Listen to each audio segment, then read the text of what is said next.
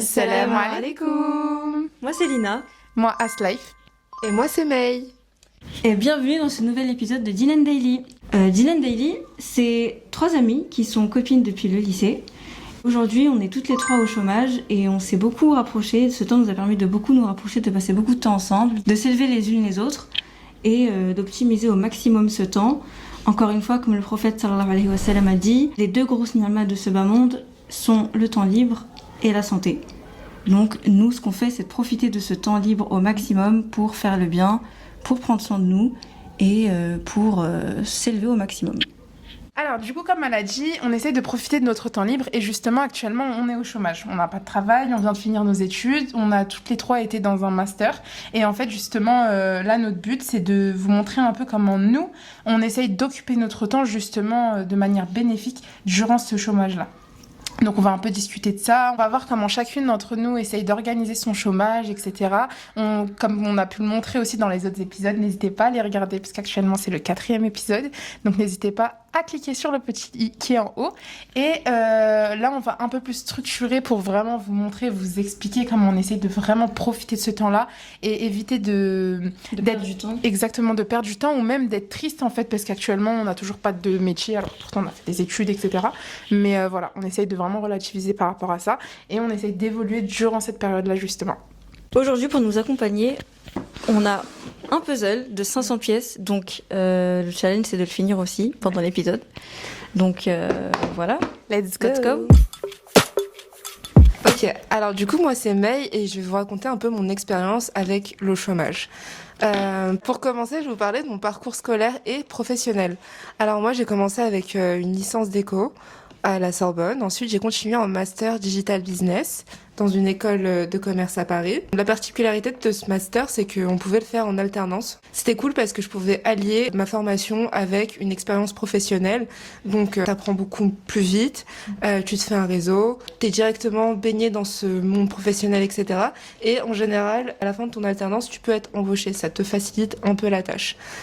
Du coup, après avoir obtenu mon master, j'ai décidé de recommencer un 2e master parce que je voulais je voulais dans mon CV une dimension un peu plus internationale et ce master offrait des opportunités à l'étranger. Sauf que j'ai pas du tout apprécié, donc j'ai arrêté en cours de route. Heureusement pour moi, mon ancienne alternance m'a contactée pour effectuer un CDD, ce qui m'a permis d'avoir une expérience après le master, et ce qui est très important, je trouve, parce que du coup, j'ai pu travailler en tant que, entre guillemets, junior dans le monde du travail, avoir des responsabilités, j'ai pu changer de poste également, donc c'était très enrichissant. Et du coup, à la suite de cette expérience professionnelle, je me suis retrouvée au chômage. Je suis au chômage depuis le mois de janvier, depuis le début de l'année, janvier 2025. Au départ, disons que j'étais pas satisfaite de ma situation parce que je venais de finir de travailler.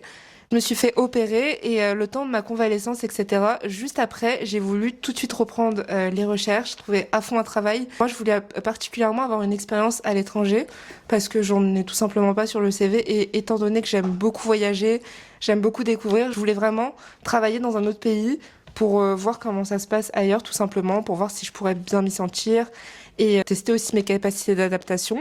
Le problème, c'est que c'était un peu trop rapide. En réalité, je venais de finir mes études, j'avais jamais pris d'année de césure, j'avais jamais fait de pause du coup.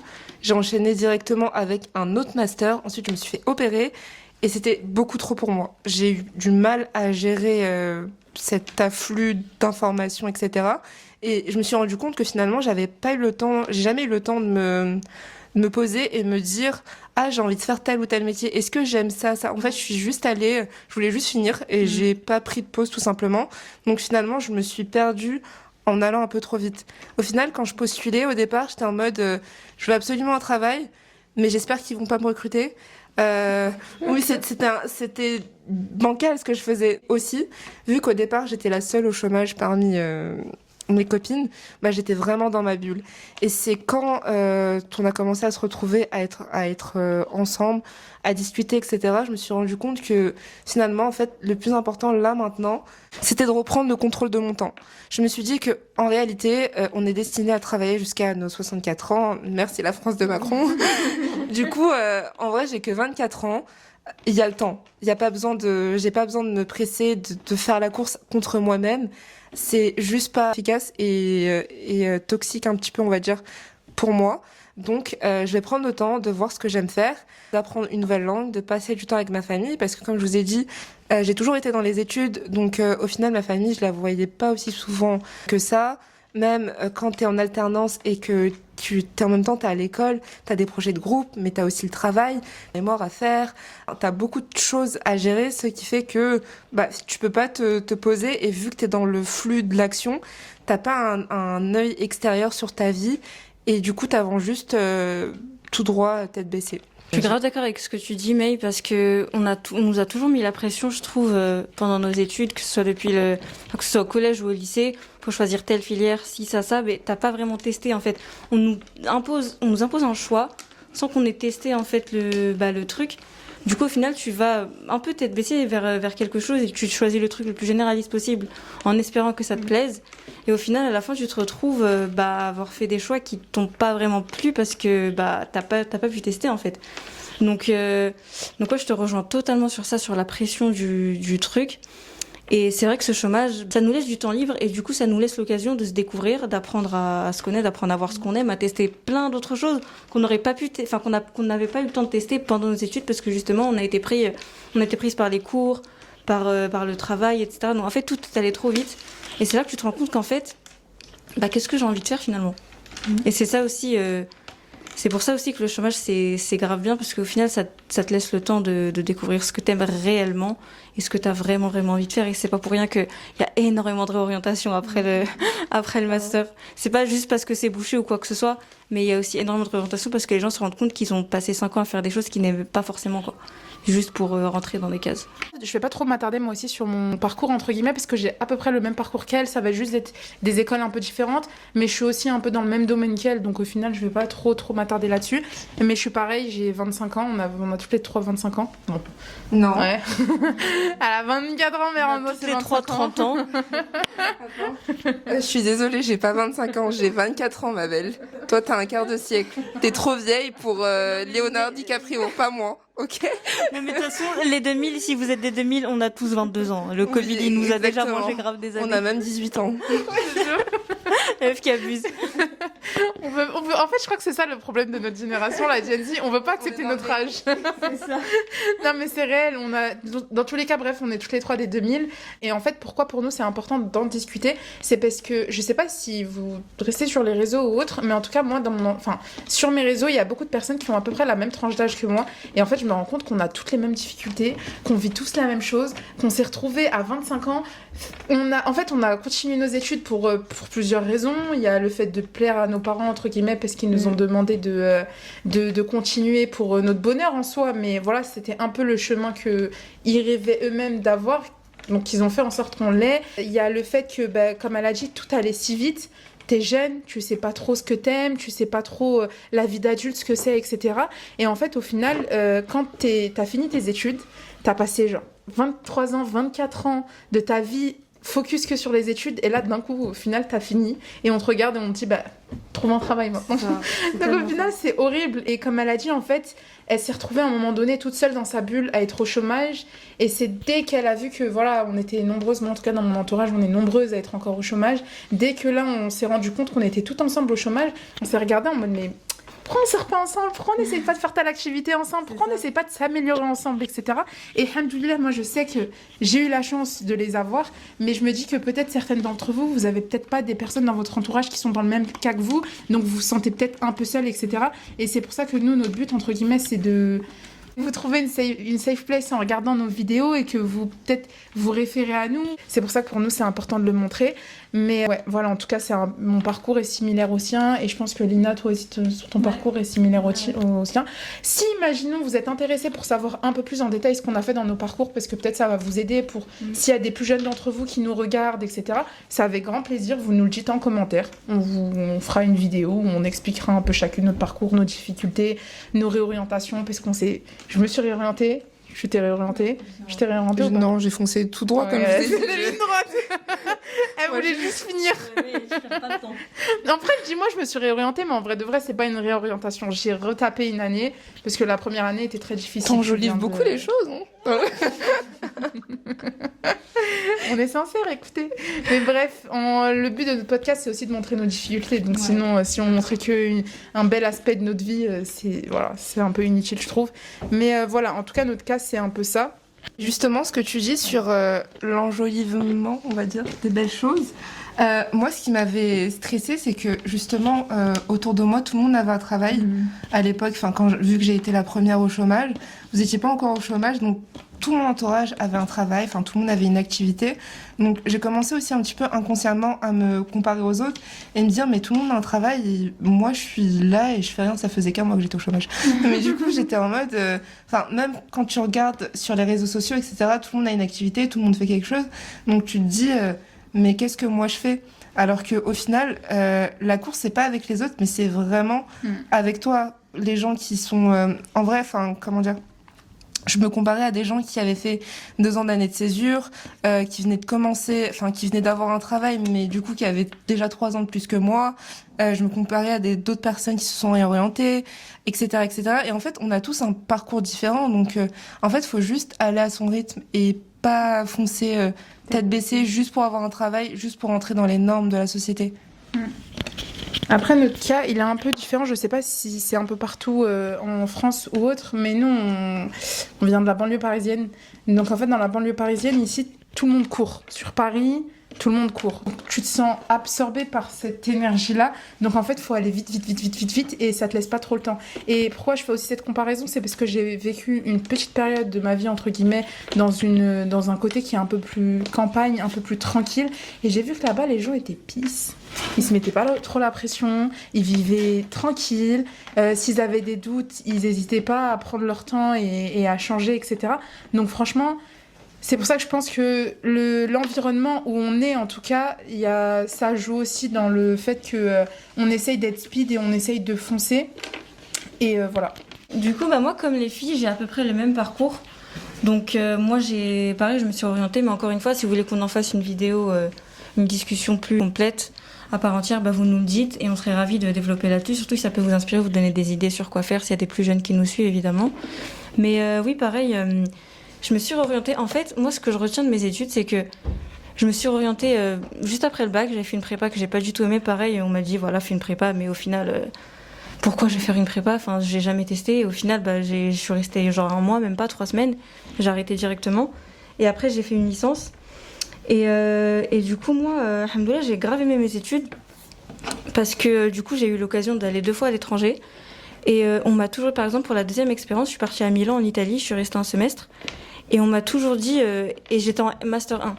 C'est peu commun les échanges... les échanges à l'étranger quand tu es en master, parce que forcément, il faut se concentrer sur construire son expérience professionnelle plutôt. Et en fait, j'étais trop stressée parce qu'il y a tout le monde qui me disait non, ne pars pas en Italie, fais un stage, fais quelque chose, construis une expérience professionnelle, quoi. Et je culpabilisais de fou parce que moi, je voulais trop aller en Italie. L'Italie, c'est mon pays préféré d'Europe, c'est limite mon pays préféré après le Maroc. Et là, d'un coup, j'étais en cours, je me souviens, j'étais en cours d'espagnol. Et il y a mon prof qui me dit, si vous avez l'occasion de faire des échanges, allez-y, vous allez travailler toute votre vie.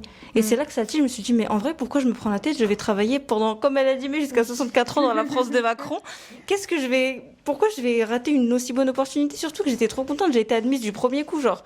Donc, au final, j'ai archi pas regretté. Trop se mettre la pression pendant les études, c'est trop néfaste parce que déjà que c'est pas facile. Si vous pouvez, si vous pouvez embellir votre parcours ou justement vous amuser pendant vos études, c'est aussi le but, faites-le. Et voilà, moi, c'est vraiment... si j'y étais pas allée, franchement, j'aurais vraiment regretté. Genre, ça aurait été un de mes plus gros regrets, surtout pour l'Italie. Genre, encore, tu me dis, j'ai raté le coche en Allemagne, bon, vas-y. Je l'aurais pas avalé. Non, mais c'est pas un pays pour lequel j'ai un attrait particulier, tu vois. C'est moi qui aurais demandé. Ouais, grave. Mais oui, du coup, on a fait le même parcours et au final, on se retrouve dans un secteur qui est bouché tout simplement parce qu'on a voulu choisir une voie qui est un peu trop généraliste. Mais après, c'est pas non plus... c'est un mal pour un bien, quoi, parce qu'au final, on se découvre et alhamdoulilah, on le vit très très bien. Je ne sais pas pour vous, les filles, mais c'est un temps libre qu'on utilise à bon escient et franchement, il nous sert. Il nous sert vraiment vraiment beaucoup dans tous les aspects et justement, on va en parler maintenant, si vous avez quelque chose à dire. Moi, comment je gère mon chômage? Pour moi, j'ai l'impression que je suis pas très active, mais il y a des personnes de mon entourage qui me disent si t'es très très active. Donc en fait, de mon côté, pour gagner de l'expérience, parce que mon domaine, en fait, j'ai vraiment aimé le domaine que j'ai choisi. Bah, du coup, là, le fait de filmer, etc., c'est un peu dedans. J'ai été dans le marketing digital et la communication. Donc j'aime tout ce qui est caméra, j'aime filmer. Il y a une amie à moi qui a développé son entreprise. J'en ai profité pour lui proposer mon aide. Elle, ça l'arrange parce que du coup, il y a une aide en plus avec elle pour son entreprise. Et moi, de mon côté, ça m'arrange aussi du coup parce que j'ai la possibilité d'améliorer mes skills derrière. Le fait de filmer, le fait de découvrir ce que c'est que travailler avec une marque en extérieur, etc. Je trouvais ça hyper bénéfique pour moi, donc j'en ai profité. J'en profitais pour découvrir cet environnement-là. Et de l'autre côté, en fait, j'utilisais aussi ce temps-là pour, par exemple, faire de la marche. On fait que de le répéter, la marche. Je vous ai dit, la marche, ça a une place très importante dans notre vie, mais j'en profitais pour faire la marche, de me remettre en question, de prendre du temps pour moi. Avec des moments simples, hein, mais par exemple les coloriages, le fait qu'on ait fait, regardez l'épisode 3, vous allez voir nos petits coloriages, mais le fait de faire du coloriage, je vous jure que c'est hyper apaisant, c'est tranquillisant. J'en profite aussi pour rester avec ma famille, j'en profite pour visiter par exemple Paris. On est dans une des plus belles capitales du monde, je pense, donc j'en profite pour partir là-bas, découvrir ce qu'il y a à Paris. Non, moi je suis désolée. J'en peux plus, moi je peux plus travailler avec elle. Je peux plus virer là. On l'a viré, wesh. C'était parfait. Vas-y, Ça y est, J'ai mis mon téléphone en mode avion. parce que c'est le réveil des 20h. Ah bah voilà, regardez, c'était pour mes 75 jours. J'ai mis le réveil à 20h parce que je devais arrêter de manger avant 20h. Est-ce que je l'ai Arrête de le respecté? mettre. Clairement pas. Quand tu sais que tu vas nous voir, tu le mets pas tout simplement. Mais parce que je tu vous vois manges tous pas, les là. jours. C'est le problème. Oupsie. On n'a pas de temps. Mais bref, du coup, hop, je me suis perdue. Oui, le fait de visiter Paris et en même temps pour profiter pour faire des photos là-bas. Même si je les mets pas forcément sur les réseaux, parce que pour l'instant, je suis pas du tout active. J'ai un réseau privé où je mets quasiment pas beaucoup de photos, etc. Mais j'en profite pour quand même prendre des photos pour moi, essayer de développer ma fibre photographique, vous voyez. Donc, j'en profite. Enfin, j'essaye vraiment d'utiliser ce temps à bon escient. Ça m'est déjà arrivé de partir avec les filles, on est parti dans des musées. S'il y a des possibilités d'aller dans un séminaire, moi aussi on va profiter de l'occasion. En fait, il y a plein de choses à faire. Il y a énormément de choses à faire quand on ne travaille pas. Vu que là, actuellement, on n'a toujours pas réussi à trouver un métier, autant en profiter au lieu de se morfondre chez soi, sachant que je sais pas si c'est le cas pour vous, mais je sais que j'étais à deux doigts, ça allait à deux doigts à m'arriver. Mais à un moment donné, de rentrer dans un cercle vicieux, de plus vouloir sortir de chez moi. Il y a une période où vraiment je voulais plus mettre un pied dehors. Parce qu'au final, tu t'habitues à ton confort à la maison. Donc quand on te propose de sortir ou autre, tu te dis ouais, je suis fatiguée. Donc pas trop envie. Donc au final, j'étais à deux doigts, mais alhamdoulilah, au final, avec elle, c'est pas possible. Donc en fait, on a toujours un truc à chaque fois. Non, mais il faut dire que depuis qu'on est au chômage, il n'y a pas un jour où on est resté à la maison à rien faire. Ouais. Il n'y a pas un jour où, alors qu'avant, on pouvait passer des jours et des jours sans voir la couleur du soleil. Genre là, le chômage, c'est tellement pas synonyme d'inactivité pour nous.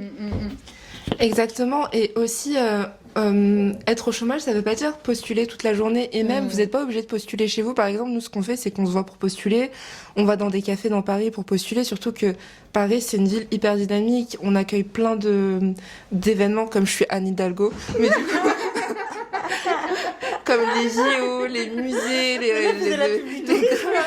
la Fashion Week, enfin il y a plein d'événements dans Paris, il y a même des pop-up, enfin tu peux pas t'ennuyer dans Paris, t'auras toujours quelque chose à faire, donc t'es pas du tout obligé de postuler chez toi, tu peux aller dans un café, ensuite tu peux aller faire de la marche, tu peux juste marcher dans Paris, enfin ça c'est déjà incroyable, donc ça déjà ça enlève cet aspect un peu chômeur, tu fais rien de la journée. Oui, exactement, parce que tu bouges, en réalité tu cherches du travail, en même temps tu t'amuses, tu te cultives. On fait aussi parfois des soirées documentaires pour vous dire à quel point être chômeur c'est pas synonyme d'être inactif.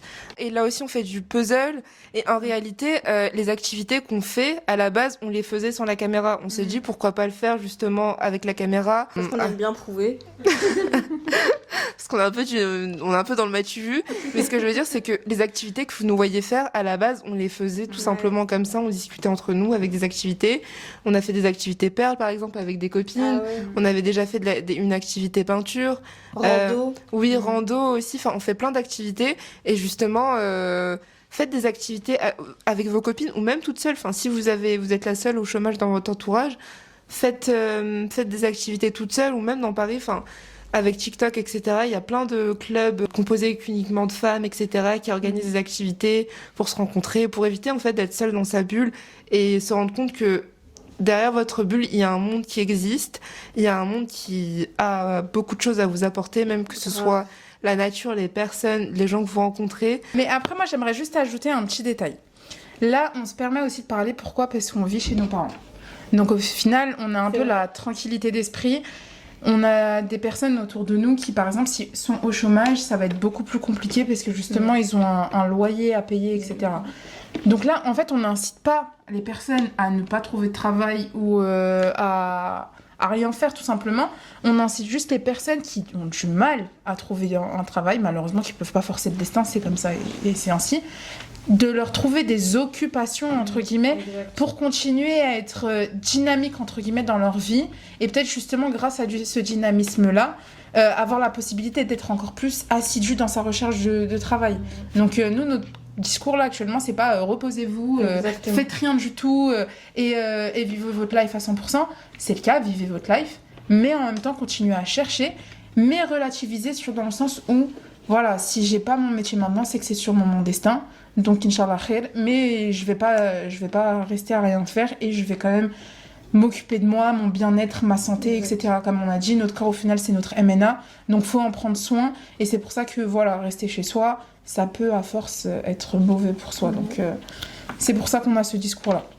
Durant ce chômage aussi, moi personnellement de mon côté, les filles, vous allez me dire si c'est à peu près la même pour vous, mais en fait j'en ai profité pour essayer de développer un peu les projets que j'avais en tête. Je suis quelqu'un, c'est un défaut aussi. C'est un bon côté, mais c'est aussi un défaut. Je suis quelqu'un qui est très curieuse. Et j'aime bien tester un peu tout. J'ai envie de tester ça, j'ai envie de tester ça, j'ai envie de tester ça, j'ai envie de tester ça. Bref, au final, c'est pas très bien parce que je m'éparpille énormément, en fait, tout simplement. Et du coup, en fait, là, en étant au chômage, justement, ça m'a permis de me poser et de réfléchir à vraiment, moi aussi, ce que je voulais faire. Et du coup, en fait, là, j'ai des projets en tête. Là, par exemple, comme Din Daily, au final... Bah, l'idée, elle a pop-up comme ça. Comme elle a dit, on faisait des activités, même nous, entre nous. Et en fait, tout simplement, les cartes Calvin, on était en train de parler et d'un coup, on s'est regardé, on s'est dit, mais en fait, pourquoi pas le faire en vidéo ? On a tout le matériel. J'étais absolument pas lancée. Je ne savais absolument pas ce que je voulais faire. J'ai acheté la caméra, j'ai des lumières, j'ai tout. J'ai des micros. J'ai tout. Un drone. Je te jure, j'ai un drone. Vous avez pas vu sa chambre. Je vous jure, si vous rentrez dans ma chambre, il y a de tout. Il y a des perles, il y a du tricot, il y a de la broderie, exactement. Bref, il y a de tout. Et du coup, au final, j'ai acheté le matériel, mais je ne savais pas quoi faire. Et donc, quand on était posés et on se répondait, on s'est dit, mais en fait, là, toutes les trois, on est ensemble, pourquoi pas faire des vidéos et justement en faire profiter à tout le monde. D'où un peu aussi les niqabs. On s'est dit on veut quand même garder notre anonymat pour plusieurs raisons, comme pour nous éloigner de l'ostentation. On veut pas être repéré, ou aussi on veut un peu garder notre intimité, etc. C'est pour ça qu'on a fait le choix du niqab. Et du coup, on s'est dit bon, pourquoi pas. Moi, ça reste toujours dans mon domaine, ça reste ce que j'aime. Donc au final, je me suis dit parfait, ça va encore plus m'aider à apprendre, ça va encore plus m'aider à évoluer. Et tout ça, c'est grâce au chômage. Si toutes les trois, on avait eu un métier, mais...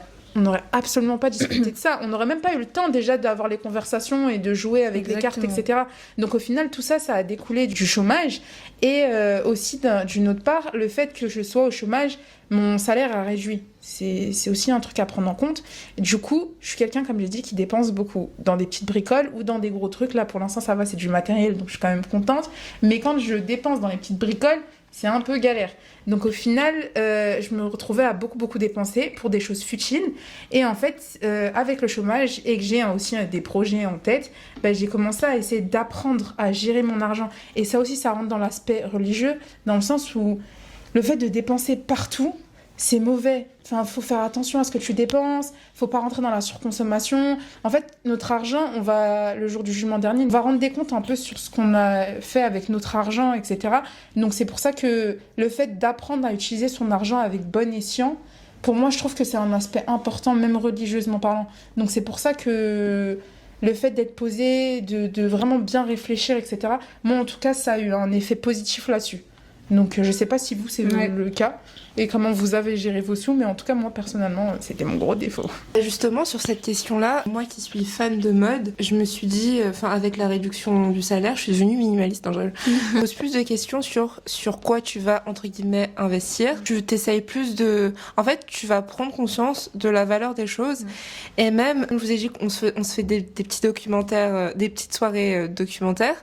Bah, tu te rends compte que niveau aspect religieux, on nous dit qu'il faut consommer halal dans la viande, mais est-ce qu'on le fait vraiment avec les vêtements, avec les produits qu'on achète, avec tout ce qui est viral sur TikTok, puisque quand entre guillemets t'as pas de travail, tu passes beaucoup de temps sur les réseaux, tu scrolles sur TikTok. Sur TikTok, t'as toujours des trends, des nouveaux produits en vogue, des nouveaux trucs à tester.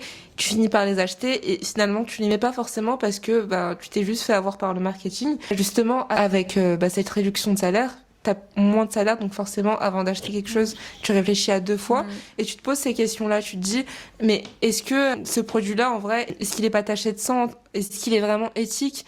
Et en réalité, surtout pour nous, les musulmans, on se doit de faire attention à ce qu'on consomme. On fait attention à ce qu'on mange, mais on fait pas attention au reste. Et en réalité, ça rentre... Ça va ensemble. Ouais, ça va ensemble, ça rentre dans la matrice. Je suis totalement d'accord avec toi. Et en plus, ça te fait aussi re-questionner la question du gaspillage. Tu te rends compte qu'en fait, tu consommais beaucoup trop. Par exemple, aller tous les jours au restaurant, c'est inutile au final. Et puis, en plus, tu prends pas soin de ta santé, alors que là, tu prends le temps de cuisiner des bons petits plats faits maison, etc. C'est vrai que ça te fait te recentrer sur l'essentiel finalement. Et c'est vrai que je suis totalement d'accord avec toi. Et aussi, je voulais rebondir sur ce que tu disais à Slife sur le projet. C'est que c'est vrai que sans le chômage, on n'aurait jamais eu l'idée de créer Din & Daily. Et même si au final ça prend pas, ou si on n'a pas de spectateurs ou pas d'audience, etc. Bah nous, ça nous fait kiffer en fait. Genre c'est du décl aussi qu'on fait d'une certaine manière parce qu'on se remémore aussi, on se fait des rappels, c'est un moment de partage, on passe du temps ensemble et voilà quoi, on parle vraiment de choses qui en valent la peine, je trouve. Et au final, nous, c'est notre fun quoi. Même s'il y a beaucoup de travail, c'est notre fun quand même.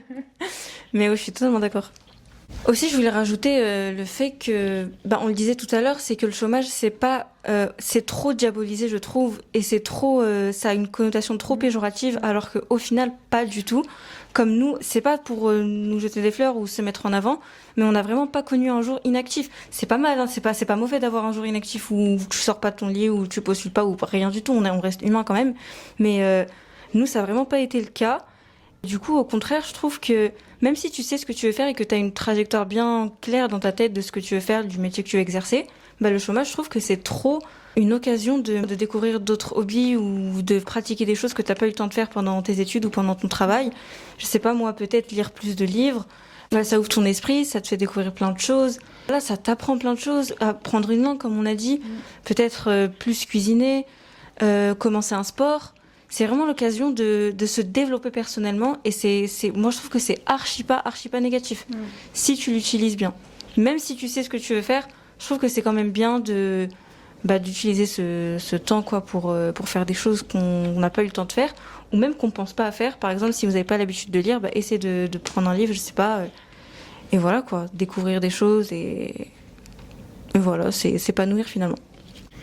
Moi, je suis totalement d'accord dans ça, parce que si, au final, vous vous rendez bien compte de tous les sujets qu'on a abordés pour l'instant dans les épisodes, en soi, tout a découlé du chômage. Les 75 jours challenge, on les a fait pendant notre chômage. Ouais, la marche, ça a été pendant le chômage. Le fait de faire le podcast, ça a été pendant le chômage. En fait, tout ce qu'on a discuté depuis le début, pour l'instant, en tout cas, c'est le chômage qui nous a initiés à ça. Donc au final, c'est pour ça que nous, de notre côté, on voit vraiment du bon.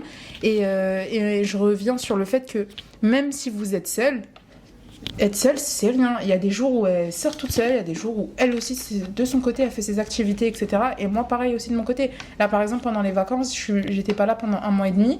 Il y a de nombreuses situations où je me suis retrouvée seule. Finalement, ma famille faisait leurs activités, entre guillemets. Moi, de mon côté, je faisais les miennes.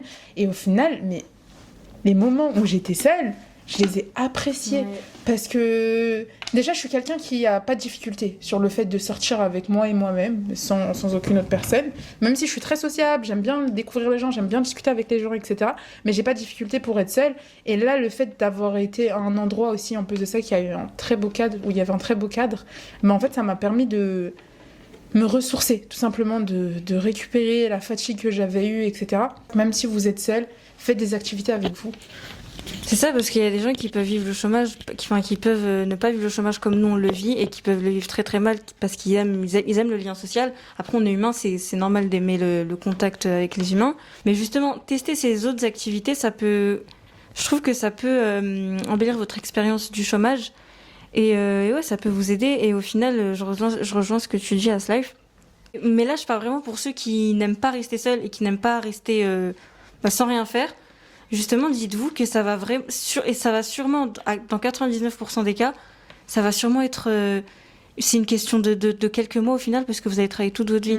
Et ça se peut qu'après, vous allez regretter ce temps où vous avez eu tout ce temps libre, parce qu'au final, c'est un temps libre conséquent de fou.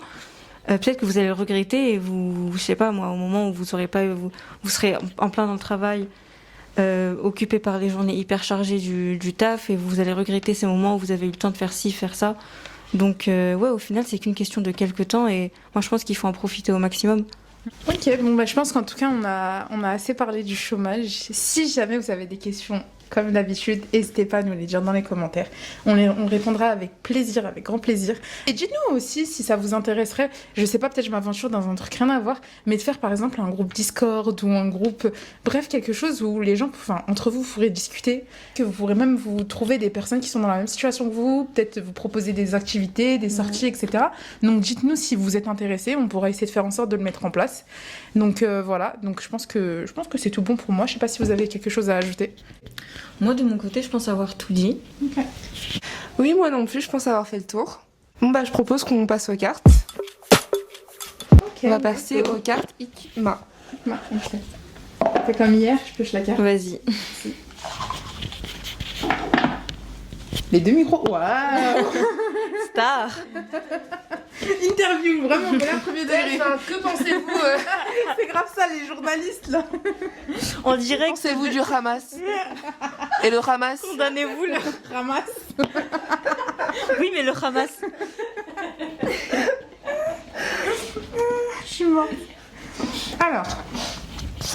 Lorsque Moussa alayhi salam a conduit les enfants d'Israël hors d'Égypte, ils ont été poursuivis par l'armée de Pharaon. Par un miracle d'Allah, ils ont pu fuir et Pharaon n'a jamais pu les rattraper. De quel miracle parle-t-on ici? La séparation des deux mers. Ouais, mais est-ce que vous vous souvenez c'est quelle mer ou pas? C'est la mer... Ah, c'est pas la mer morte? Non. La mer rouge? Ouais, c'est la mer rouge. La rouge, voilà. Oui. C'est la mer salée, même quand tu rentres dedans. C'est la mer morte, ça. Ah, voilà, ah ouais, la mer ok. La mer morte. Tu peux pas te baigner. Ouais. Okay. Et ça, c'est une autre histoire, c'était par rapport au prophète Lot, même... oui, c'est ça exactement, les homosexuels. Ouais. Alors, quelles sont les leçons que tu retiens de cette histoire? Oh, il y en a un. God will always find a way out. Non, je rigole. C'est bien, tu parles bien d'anglais. Est-ce qu'elle veut prouver que c'est gratuite? Mais cette leçon, en plus, c'est bien, pas suivi de Tabarakallah, machin, vraiment, lui, c'est bien. Hein. Mais c'est bien plein de vie, c'est genre c'est derrière. Demain, on va parler russe. Prochain podcast, restez orangé.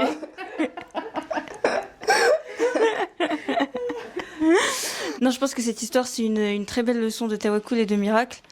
Que même dans les moments les plus sombres de ta vie, Allah va t'en sortir. Il faut juste avoir confiance. Et justement, le tawakkul, c'est là qu'il entre en jeu. Et d'ailleurs, on voulait faire un épisode sur le tawakkul. Dites-nous si ça vous intéresserait.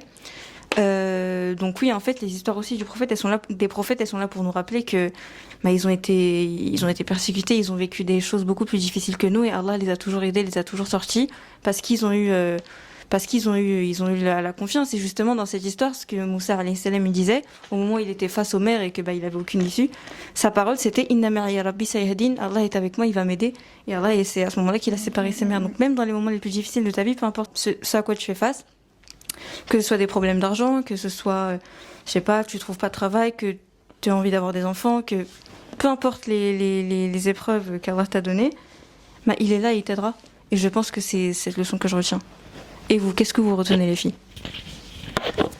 Moi, de ce que je retiens de cette histoire, c'est que les prophètes ont tous eu de grosses, mais vraiment d'énormes épreuves où ils n'avaient pas le choix que de faire confiance à Allah.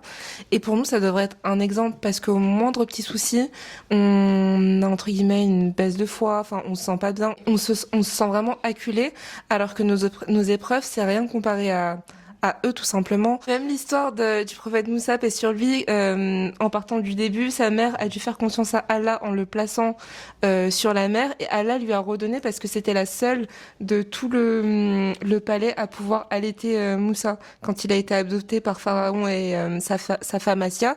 Enfin, waouh, tout simplement. Waouh, et ça te fait... Non, mais je suis trop d'accord avec toi, ça te fait te rendre compte de la subtilité du plan d'Allah. Exactement. En fait, depuis le début, il était écrit, et c'est ça aussi qu'on devrait dire, c'est que depuis le début, Allah a un plan pour nous. Exactement, et ce qu'il fait Allah, c'est vraiment pas pour nous faire souffrir, et on le voit bien en redonnant son Moussa, pas sur lui, à sa mère, c'est vraiment des leçons. En apprenant ce type d'histoire, tu te dis, mais en fait, eux, ils traversaient des épreuves beaucoup plus compliquées que nous, ce qu'on a. Enfin, c'est pas du tout la même échelle d'épreuves qu'on a. Et parfois, on n'arrive pas à faire confiance à Allah. On se met à stresser, à paniquer, etc. Alors qu'en fait, non, faut qu'on s'apaise, faut qu'on fasse le max de notre côté. Et le reste, c'est entre les mains d'Allah. Et Allah a séparé des mères pour un prophète. Qu'est-ce qui te fait, qu'est-ce qui te fait dire qu'il ne te délivrera pas de ton problème? Je suis totalement d'accord avec ce qu'elles ont dit, je les rejoins totalement, mais moi j'aimerais bien juste rebondir sur le fait que par rapport à la mère et le fait qu'elles aient été séparées. En fait, ce qu'on peut en retirer de ce passage, et je trouve que ça va hyper bien avec le chômage, c'est le fait de se retrouver en fait face à un mur. En fait, t'as l'impression que t'es face à un mur, qu'il n'y a plus rien, qu'il n'y a plus aucune porte en face de toi et que t'arrives plus à avancer tout simplement, alors que dites-vous qu'il s'est retrouvé en face d'une mer. Quiconque se trouverait en face d'une mer se dirait « ça y est, je suis foutu, je peux rien faire ». Mais au final, Allah, ce qu'il a fait, et tout ce qu'il fait, il y a une raison derrière. Donc là, s'il a fait quelque chose d'aussi gros pour nous, en tout cas à nos yeux, le fait qu'il est séparé des mers, en fait, ça nous permet de voir que ça a un impact fort. Qui est capable de tout. Et ouais, qui tout simplement, il est capable de tout. Du coup, nous, nos épreuves à notre échelle, on peut voir que la sienne, voilà, elle était à un niveau quand même qui est très, très élevé. Et au final, Allah, il lui a apporté une solution. Comme elle a dit, il a placé sa confiance en Allah et Allah, il lui a apporté une solution, mais avec une telle grandeur qu'au final, nous, si demain on se retrouve confronté à un mur, Allah, il pourra nous sortir tout simplement une porte et hop, là-bas, on passe. Donc au final, faut pas comme je le dis souvent, qu'on se morfonde derrière nos difficultés, parce que comme elle a dit, au final, Allah, il sait les portes qui vont s'ouvrir à nous, il sait ce qu'on va faire. Si là, par exemple... peut-être que ce podcast, peut-être que, comme on a dit, il va peut-être pas percer, hein, mais peut-être grâce à une personne, par exemple, qui va voir ce podcast, il y a un réel immense qui va être créé derrière. Donc, c'est pour ça qu'en faisant ce podcast, on laisse aussi ce projet aussi à Allah, entre guillemets. Exactement. Pour voir que, voilà, nous, on a fait notre cause, notre réel, on a fait les causes, tout simplement. Aussi, je voulais grave rajouter le fait que, en fait, justement, Asma disait comment l'idée de Din and Daily est née. C'est pas nous qui avons eu l'idée, c'est Allah qui a planté l'idée dans notre cœur. Et en fait, à chaque fois, c'est Allah qui te dirige. Toi, tu crois que tu as eu l'idée de faire ce don, tu crois que tu as eu l'idée de jeûner ce jour-ci, tu crois que tu as eu l'idée, mais c'est Allah qui a planté l'idée. C'est lui qui est à la base de tout. En fait, il a planté l'idée des siècles et des siècles avant que tu sois là. Et en fait, Allah, il te guide subtilement, mais tellement subtilement vers des trucs. Tu crois que c'est toi qui te dirige, mais non, c'est lui qui t'a guidé des siècles et des siècles avant. Et c'est pour ça que j'ai envie de dire ne pas désespérer, parce que si Allah t'a guidé vers cette chose, il va t'en sortir, parce qu'il connaît tout le truc. Genre, si t'as guidé vers cette épreuve, ça veut dire que tu vas la traverser, parce que c'est lui qui te guide finalement. Donc je pense que c'est une chose importante à retenir dans les moments où justement on perd espoir, dans les moments où on est un peu pris de court, un peu angoissé. Et voilà, et répéter la dua la ilaha illa ant subhanaka inni kuntu minadh dhalimin, parce que ça, elle te libère de l'angoisse. Et faites de l'istighfar aussi. Voilà, je pense qu'il est temps de piocher la deuxième carte. Attends. Ah, pardon. Ah non, c'est bon, c'est ça. Je propose qu'on pioche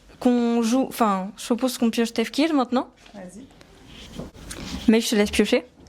Quel est ton moment préféré pendant le ramadan? Bah, quand on coupe. Non, je plaisante. Mon moment préféré pendant le ramadan. En fait, le ramadan, c'est vraiment un moment convivial en famille. Et c'est vraiment un moment où on se rejoint, enfin, on se regroupe. En tout cas, dans ma famille, c'est vraiment un moment où on passe beaucoup de temps ensemble, surtout au moment de couper et au moment de prier, tarawih, tahajjud, etc.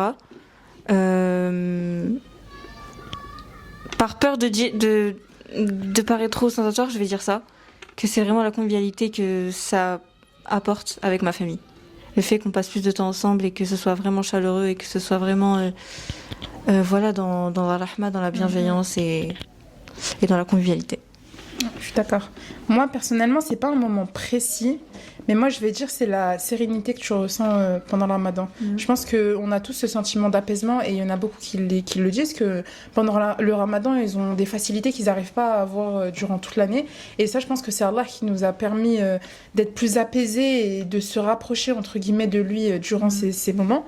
De mon côté, personnellement, c'est le fait d'avoir cette sérénité et cet apaisement, cette paix que je ressens au quotidien. Donc c'est pas un moment précis, mais c'est durant tout le mois au final. Moi, je dirais que c'est plus les 10 dernières nuits avant la fin du ramadan, parce que c'est là où on fait un maximum d'efforts, que tu vois plein de rappels un peu partout, que ce soit à la mosquée, même entre famille, amis. C'est le moment où on essaie d'en faire un maximum pour augmenter notre foi, donc je dirais les 10 dernières nuits. Et t'as aussi un peu ce sentiment de nostalgie, le ramadan est bientôt fini, donc tu veux vraiment en profiter au maximum. C'est vrai. Comment tu te sens après une journée de jeûne? Je crois qu'on en a déjà parlé dans le dernier épisode, mais je sais pas pour vous les filles, mais je pense qu'on va à peu près tout avoir la même réponse. Mais ouais, moi perso, je dirais que je me sens purifiée, je me sens plus en proximité avec Allah, et je me sens en sérénité en fait. On ressent aussi la légèreté, le fait qu'on mange pas autant, ça laisse à nos cerveaux de faire plein d'autres choses. Ouais. Donc à notre corps, etc. Notre corps, en fait, il est plus occupé à digérer, à traiter la nourriture qu'il y a à l'intérieur, etc. Donc au final, on se retrouve à vraiment avoir l'esprit plus clair, une clarté en fait dans notre vie. Et donc au final, même le sentiment de légèreté. Et je trouve que, je sais pas si je suis la seule, je sais pas si c'est toxique même carrément, mais je trouve que manger, c'est trop une perte de temps. En vrai, oui. En fait, tu te rends compte que tu perds grave du temps. Tu perds grave du temps et quand tu manges pas, t'es plus lucide, je trouve. Ouais. T'es plus lucide dans ta tête et tu penses pas qu'à ça, quoi. Du coup, tu laisses la place et le temps, comme tu disais, à ton cerveau de faire autre chose et de penser à autre chose. Et du coup, au final, tu t'étends. Tu laisses ton esprit s'étendre et ta tête aussi s'étendre. Ouais, tout simplement de respirer. Voilà. Donc voilà. En tout cas, ouais, je te rejoins dans ce que t'as dit. Et je sais pas si t'as quelque chose de meilleur à ajouter. Non. Ouais, je pense qu'on est à peu près d'accord là-dessus. Du coup, on a un peu plus parlé du fait de jeûner dans notre précédent épisode. Donc, n'hésitez pas à le regarder encore une fois. Comme ça, au moins, vous suivrez un peu tout ce qu'on dit. Donc, voilà. Donc on espère que cet épisode vous a plu les filles. N'hésitez pas à nous dire ce que vous en avez pensé, répondre aussi aux questions de Tefkir et de Hikma, rebondir sur des choses qu'on a dit, si vous êtes d'accord ou pas d'accord, même si je pense pas que ce soit sujet à controverse, mais s'il y a des choses que vous voulez rajouter, évidemment on serait grave heureuse de les lire. Dites-nous ce que vous voulez qu'on aborde la prochaine fois. Excuse-moi, je la coupe en rapide, mais j'aimerais bien aussi avoir l'avis des personnes, par exemple, qui sont dans des situations, peut-être par exemple, qui ont des enfants ou qui ont un appartement, sont loin de leurs parents, etc. Ça nous permettra, nous aussi, de peut-être nous remettre en question dans tout ce qu'on a dit. Exactement. Finalement, peut-être qu'on a une facilité de parler de ce sujet parce qu'on vit chez nos parents, ça, on en a conscience. Donc, on aimerait bien connaître l'avis des autres personnes qui sont dans des situations assez différentes de la nôtre pour qu'on puisse en discuter et voilà, tout simplement. Ouais, totalement. En tout cas, comme toujours, qu'Allah vous facilite dans vos projets, qu'Allah vous raffermisse dans votre foi, qu'Allah adoucisse ou allège votre cœur tout simplement si vous avez connu une difficulté, qu'Allah vous bénisse, qu'Allah nous guide tout simplement, nous tous, qu'Allah nous ramène dans le droit chemin, que s'il y a un chemin qui est mauvais pour nous, qu'Allah nous en éloigne tout simplement. Et comme je vous ai dit la dernière fois, n'hésitez pas, on va ouvrir un petit bocal à dua. Donc si vous souhaitez qu'on fasse des dua pour vous, n'hésitez pas à nous les dire en commentaire. Et Inch'Allah, on les rajoutera dans notre petit bocal. Et à ce moment-là, on les dira pour vous. Voilà. Inch'Allah. Du coup, voilà, l'épisode est fini. N'hésitez pas à commenter, partager et liker. Assalamu alaikum. Bye bye. C'est La la fin fin. de l'épisode. Let's go. J'ai trop aimé cet épisode.